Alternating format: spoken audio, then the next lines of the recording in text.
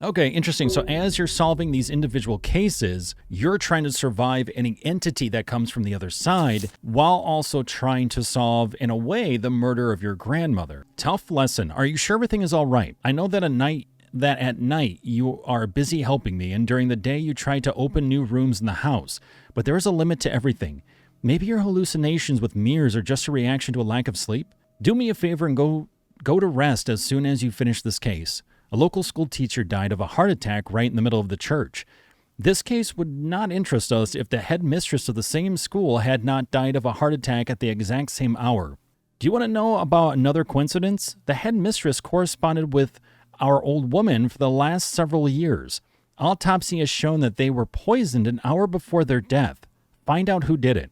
So we have Aaron Kelly, Florence Barr, Tristan Knirk, Diana Kelly, Spencer Byrne, and Molly Parker. Objective: send the killer's dossier. Mark where the killer was during the poisoning. It happened 1 hour before the murder. The perpetrator and the victims had to be in the same place.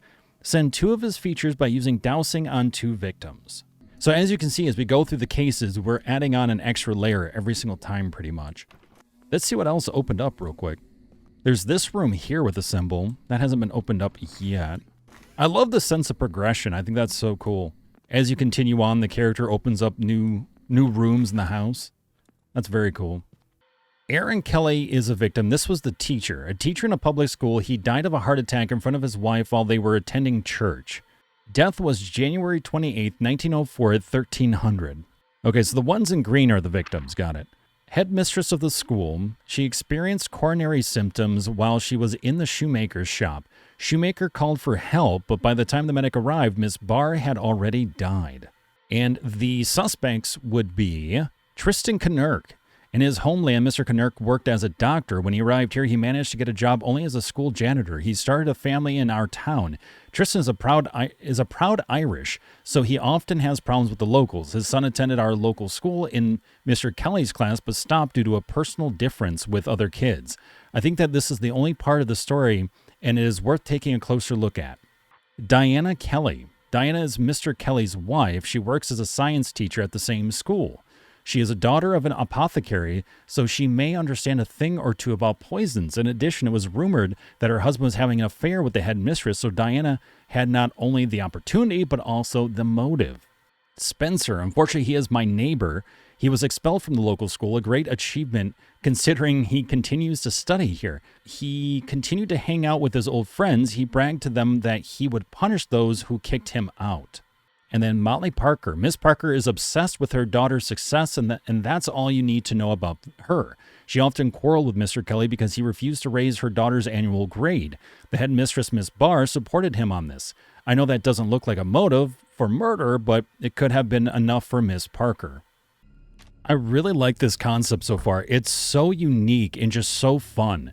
And you get the horror aspects, you get the sort of thriller, suspense, and then you're also getting the murder mystery, which is very, very cool.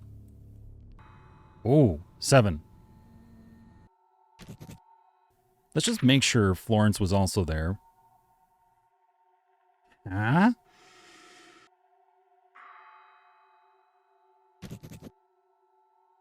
Interesting. I'm glad I checked where Florence was. So, they weren't far from each other, though. She was at 5. Oh, fuck that. No.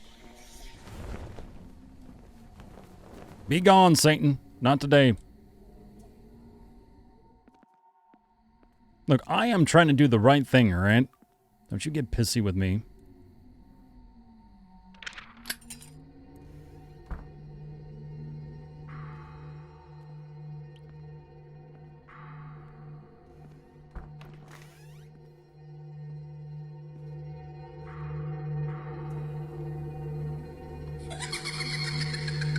Stop it.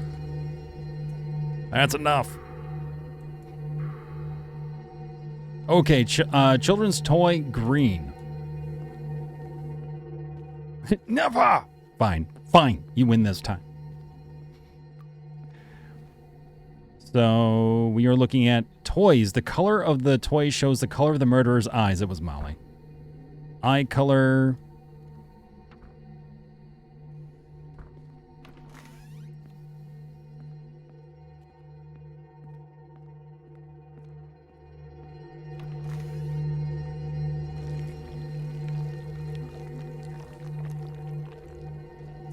What the fuck is that noise? You know, the more we start doing these, like, rituals, the more noises I'm hearing, and it's freaking me the hell out. Ah, clothing. Like, brown clothing? Orange clothing? I'm not really sure what that is, that color. Was the dress blue or black? I have no clue. Alright, so orange or brown or something. Gonna go with brown. Is that what we're gonna go with? Clothes. The color of the clothing will tell you the color of the hair.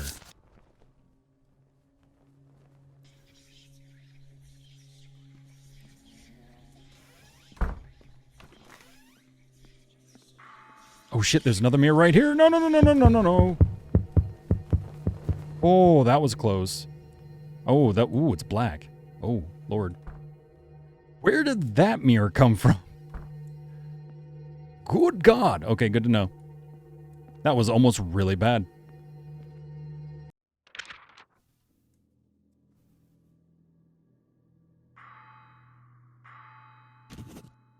So 7 must be the school.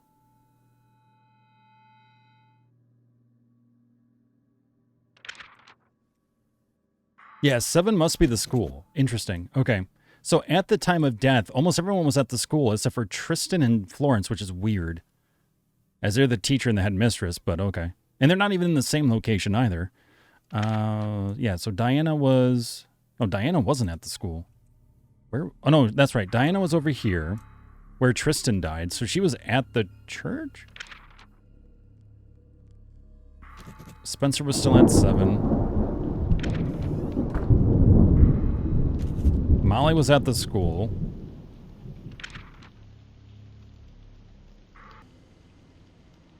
Tristan. Tristan has brown eyes, green hair. We know Tristan was there at 1200. So we're looking for brown hair, green eyes.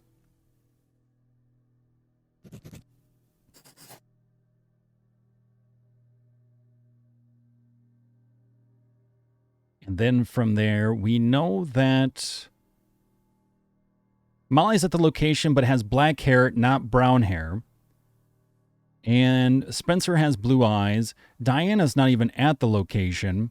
So then it has to be Tristan because he's the only one with brown hair, green eyes that was at the location. Let's send that. There we go. Fruit of knowledge.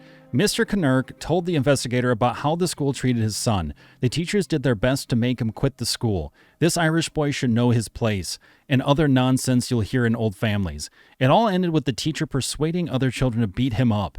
It worked too well, and now his boy will not be able to walk. Mr. Knurk said that his son's future was taken away from him, and he couldn't bear it. I won't say that I condone his decision, but I understand him. The connection with our old woman turned out to be a dead end. It turns out that she was in active correspondence not only with the headmistress, but with several professors throughout the country. They discussed some scientific issues. I will study her letters and report the result later. So even if you have the right person, the right clues, if they're not connected to the right dossier, it doesn't matter. An old policeman asked us for help. He used to work with our grandma, but stopped after the police cut all ties with her. If we help him, he will tell us why. This interested me, so I decided to agree. The case itself is solved. Mr. Bones, a sailor dismissed from the Navy, quarreled with his new employer over money and killed him during a scuffle. He threw the body into the basement of some abandoned house. Bones' confession is already on my desk. The problem is that the murder took place at night, and Bones was drunk, so he has absolutely no memory in which cellar the body lies. The relatives of the murdered man asked to find the body for a burial. Determine the hour of death and find where the victim and Mr. Bones were at the same time of the murder. If you succeed, this cop will tell us something about our old woman. So determine the location of the victim at the hour of death and determine the location of the suspect at the hour of death. Colin Bones, wow, he was young. Age 16, geez. Colin Bones is a former sailor. Bones met Mr. Sharp while serving in the Navy. According to a neighbor's testimony, Mr. Bones came to work on January 2nd drunk. Mr. Sharp took him out of the store and they went somewhere else. During the interrogation, Mr. Bones admitted that he attacked Mr. Sharp and hid his body in the basement of a nearby abandoned house. He couldn't remember exactly where it happened. Aaron Sharp. Mr. Sharp was the owner of a small bookstore on Barnhill Street. Recently, he decided to expand and hired a young assistant named Colin Bones. Witnesses claim that they often argued, especially recently. So that's interesting. So determine the location of the victim at the hour of death. Do we have a new room open that'll help us with that? Yeah, so January 2nd, 1904, but we don't know what time or where. We're trying to find the where. Ooh.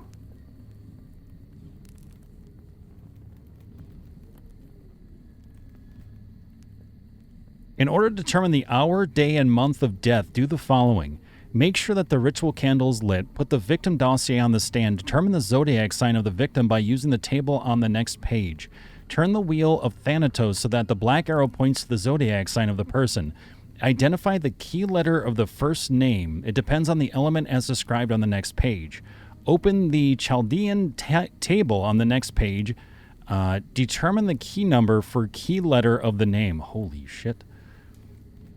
Turn the wheel of Thanatos so that the red arrow points to the key number of the name. Identify the key letter of the last name. It depends on the element as described on the next page. Open the Chaldean table on the next page. Determine the key number of the surname. Mother of God. Turn the wheel of Thanatos so that the blue arrow points to the key number of the surname. The whatever icon means that the death happened in the morning. The moon icon shows that it happened in the evening. So you need to add 12 to the hour of the wheel.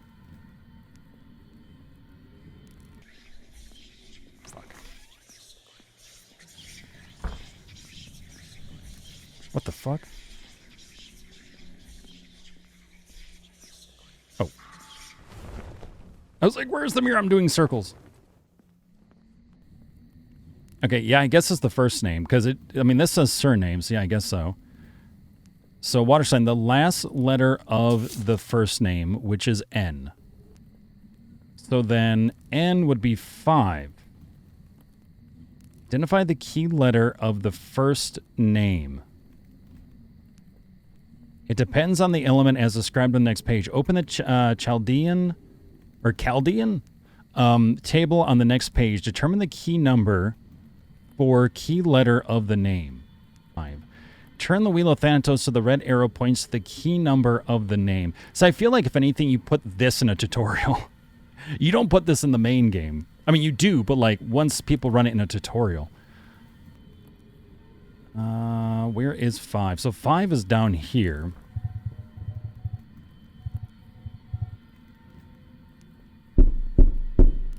Shut up. I'm busy. Trying to do a math equation from hell. Turn the red wheel. Identify the key letter of the last name. It depends on the element as described. So it's Cancer. Good.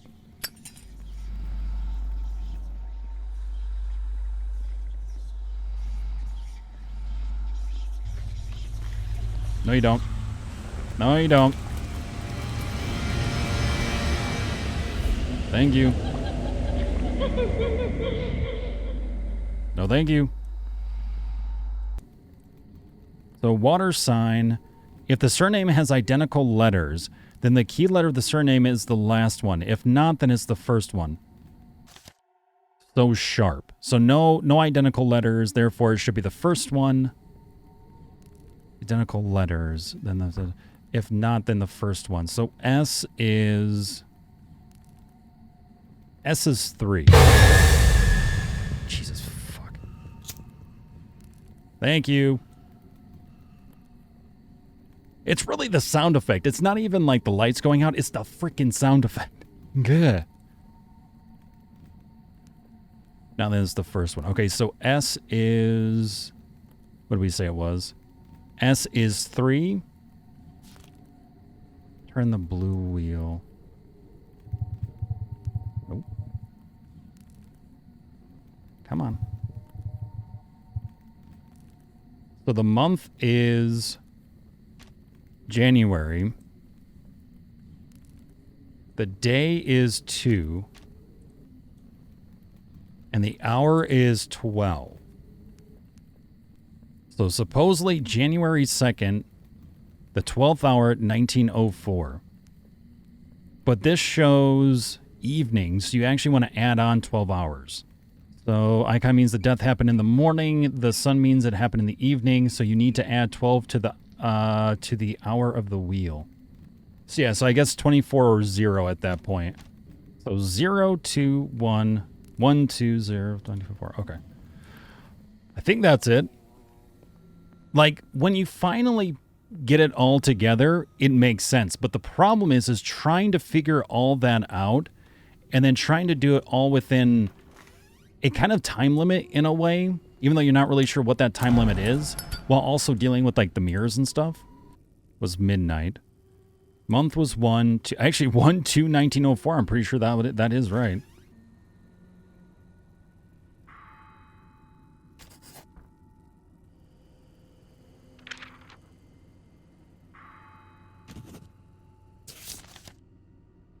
Cool. 6 Meadow Street. Boom.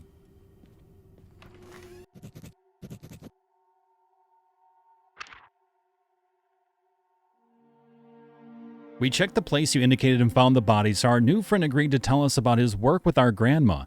Previously, she was often approached by local officers, and she helped them without any charge. It all ended because of the last case. She's found for them one particularly brutal gang, but they were released because of the personal order of Judge Brooks. The next day, all 12 criminals shot themselves. They say that the last of them was muttering something before his death. It was something about the voice of God calling them from beyond.